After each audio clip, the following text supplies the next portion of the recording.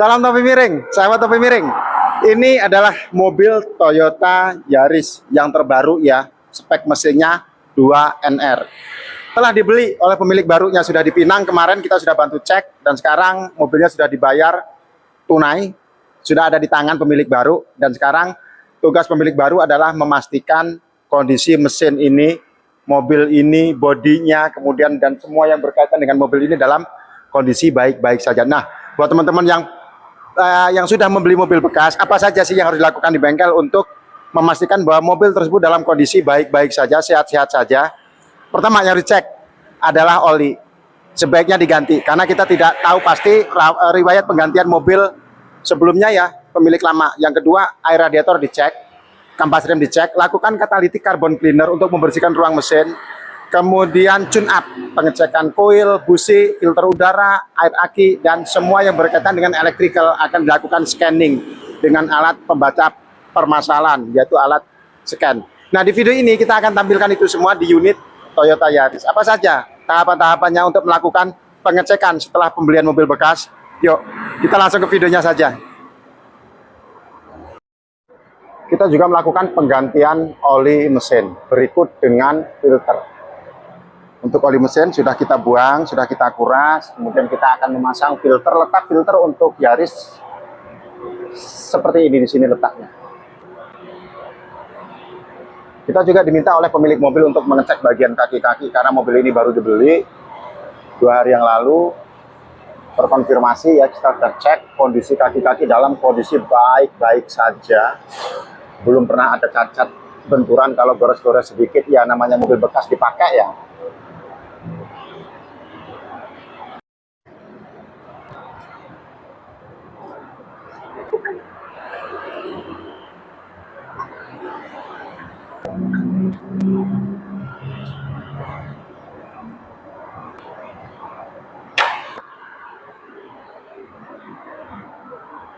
Nah, ini kondisi mesinnya nih, jadi speknya dia 1NR sama dengan Sienta.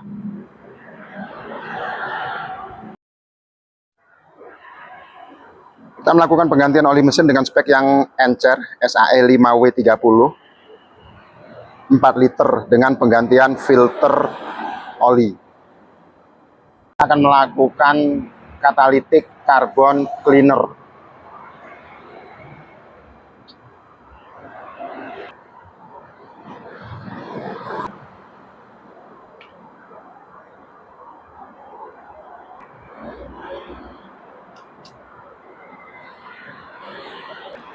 Selang kita masukkan ke vakum intake manifold, ngambil dari selang booster. Nah, setelah terpasang, mesin kita nyalakan. Mesin kita nyalakan.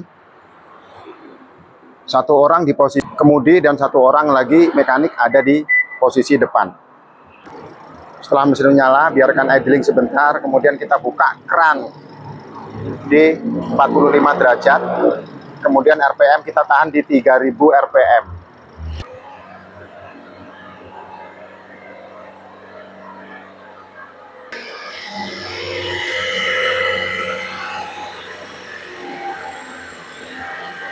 Lakukan keadaan ini sampai cairan ini habis 1 botol. Ingat, yang harus tetap diperhatikan adalah RPM tetap di 3000, kemudian keran dibuka dan ditutup untuk tidak berlebihan yang masuk ke intake manifold.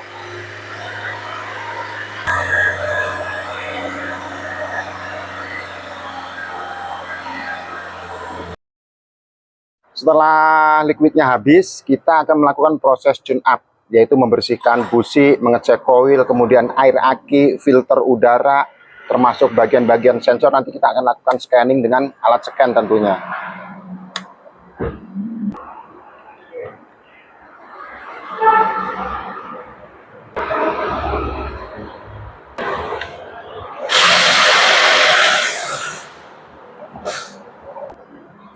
Kita melepas busi, kemudian kunci yang digunakan untuk melepas busi ada ukuran 14 mm panjang.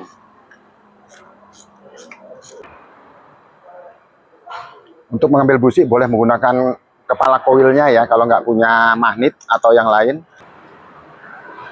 Nah, kita akan sepil jenis busi yang digunakan. Jadi ini adalah seri busi yang digunakan. Kita akan lihat seri kodenya ya. SC16HR11.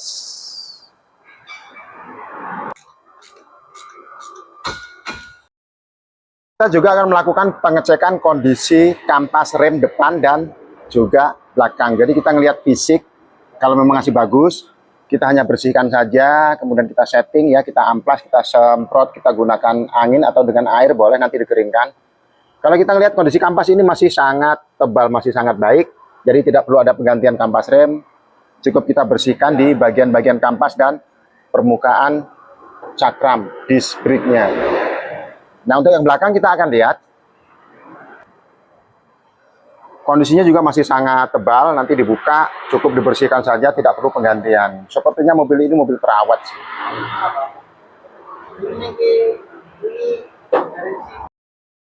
Ini adalah busi nomor 3. Dan ini adalah kondisi busi dari nomor 1, 2, 3, dan 4. Jadi kita buat secara berurutan, kita akan memastikan di mana mungkin ada permasalahan di antara salah satunya.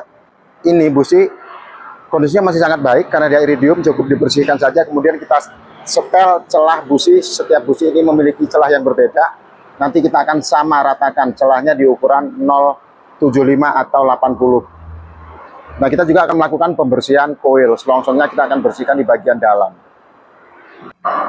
Untuk membersihkan busi kita menggunakan gerenda sikat seperti ini. Itu bisa bersih dengan bersih-bersih banget karena dia menggunakan sikat yang berputar. Jadi beda dengan di amplas-amplas biasa ya. Nah, setelah bersih semua nanti kita akan melakukan penyetelan celah busi sesuai dengan kebutuhan mobilnya. Nah, yang tidak kalah penting ketika melakukan tune up, kita akan membersihkan ignition coil di bagian dalamnya. Ini cara membuka ignition coil untuk Yaris jenis ini ya. Sigra juga seperti ini. Diputar ke kiri, dicabut. Jangan takut patah. Dengan cinta dan hati nggak akan patah. Nah, di dalamnya ada spiral seperti ini. Kemudian dalam sini juga ada tahanan. Jadi kita akan bersihkan bagian kedua ini. Nah, kita akan melepas coil yang lain. Sama, di dalamnya juga ada spiral. Jadi spiral ini akan kita bersihkan agar dia menjadi penghantar arus yang baik untuk sistem pembakaran yang ada di ruang mesin, khususnya busi. Kita akan bersihkan, untuk membersihkan gunakan cara masing-masing. Intinya, bagian ini harus bersih dan dipastikan tidak ada terjadi kebocoran. Kalau terjadi kebocoran, di sini ada noda putihnya di sini. Nah, ketika terjadi kebocoran bisa ditambal saja, tidak harus ganti. Untuk membersihkan gunakan cara masing-masing ya, bisa kok. Selanjutnya pengecekan celah busi. Ini sudah di-setel di angka 75 atau 80 Mas ya? 80 katanya. Iya, boleh dipasang ke mesinnya kembali. Prosesnya belum selesai. Kita akan melakukan bagian-bagian lain, termasuk dengan membersihkan bagian dari koil dan juga selongsong koilnya. Ingat, tidak semua mobil bisa dibersihkan dari cabut seperti ini ya.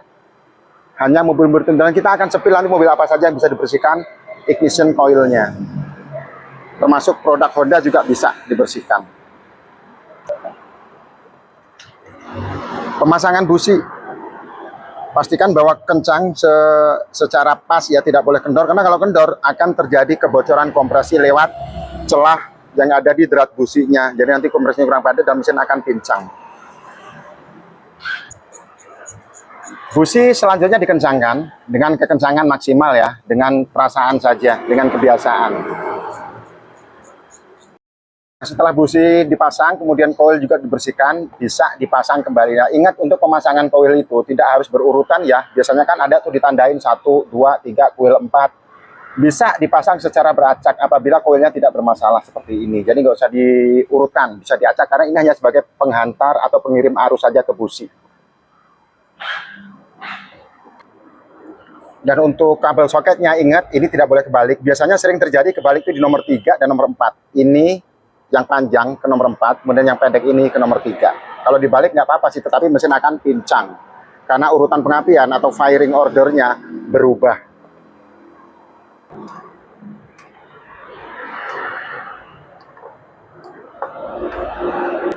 Selanjutnya kita akan membersihkan filter udara. Kita lihat kondisinya tuh ya. Wah, hitam ini sebenarnya diganti ini, tapi coba dibersihkan aja dulu dengan disemprot pakai angin dari kompresor. Kita juga akan melakukan pengecekan volume air aki. Kalau berkurang kita tinggal tambah saja dengan aki seperti ini ya. Air aki, jangan acuzur. Yang berwarna merah itu nggak boleh karena itu terlalu keras. Untuk penambahan bisa menggunakan yang warna hijau atau warna ungu seperti ini. Ditambah sampai dengan batas atas.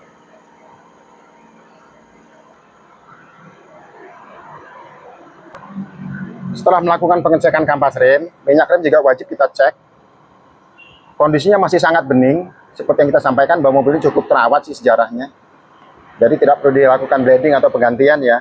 Karena riwayat servisnya kita lihat di manual book itu di ATPM. Kita cek kondisi air radiator. Apakah sudah terkontaminasi dengan air biasa? Ya, info buat teman-teman ya untuk mobil jenis ini. Karena dia leher radiatornya itu condong ke atas. Jadi ketika melihat volume air radiator itu turun, itu bukan karena kurang. Tetapi memang dia tidak bisa penuh ke atas. Karena kalau ke atas dia akan kembali ke reservoir. Jadi bisa dilihat situ ada bayangan air. Dan itu cukup, tidak perlu ditambahin. Lihat, airnya masih berwarna hijau ya. Tutup radiator juga dalam kondisi baik. Tidak ada kotoran, tidak ada sludge. Nah, satu hal lagi yang tidak kalah penting ketika melakukan pengecekan mobil. Di sini kita bisa lihat tutup oli, tutup pengisian olinya. Kita bisa lihat tuh, mesinnya dalam kondisi yang sehat sekali. Tidak ada lumpur, tidak ada noda, sludge. Jadi mesin ini sangat terawat. Kita bisa lihat dari tutup olinya juga dalam kondisi yang baik ya. Tidak ada kotoran nempel di sini. Kita bisa lihat dari situ juga logamnya terlihat bening dan bersih. Termasuk chain atau rantainya, lihat penandanya masih seger banget. Jadi mobil ini sangat terawat, sangat baik perawatannya. Dan setelah memastikan semuanya dalam kondisi baik, setelah lakukan servis, semua sudah dicek, filter, air aki, semua air radiator. Nah, menurut info pemilik, di daerahnya itu banyak tikus. Jadi dia khawatir nanti tikus akan menyerang, makanya kita menggunakan produk pengaman tikus agar tidak masuk ke ruang mesin untuk merusak dan menggerogoti kabel. Disemprot rata dan ini aman, produknya tidak menimbulkan short, tidak menimbulkan korosi dan karat, tidak menimbulkan karat.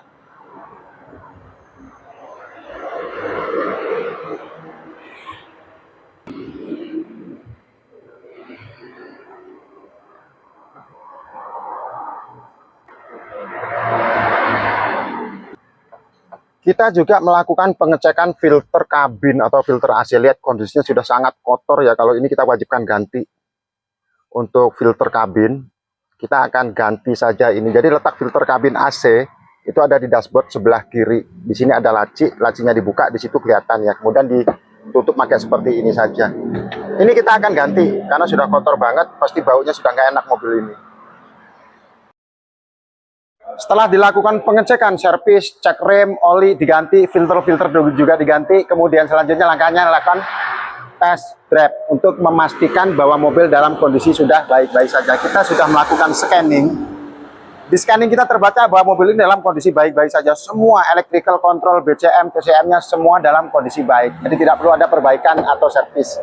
Kita sudah mendapat dukungan dengan alat scan yang luar biasa ini. Jadi kita memastikan bahwa kondisi electrical dan mechanical mobil ini dalam kondisi yang baik-baik saja. Selanjutnya adalah test drive. Dan untuk test drive kita nggak bisa mengambil rekaman video karena ada aturan lalu lintas yang tidak bisa kita langgar ketika kita berkendara untuk keamanan dan kenyamanan. Singkat, padat, mudah-mudahan bermanfaat. Sampai jumpa di video-video Topi Miring selanjutnya di review mobil-mobil yang tentunya berbeda dengan permasalahan dan kendalanya masing-masing. Salam Topi Miring.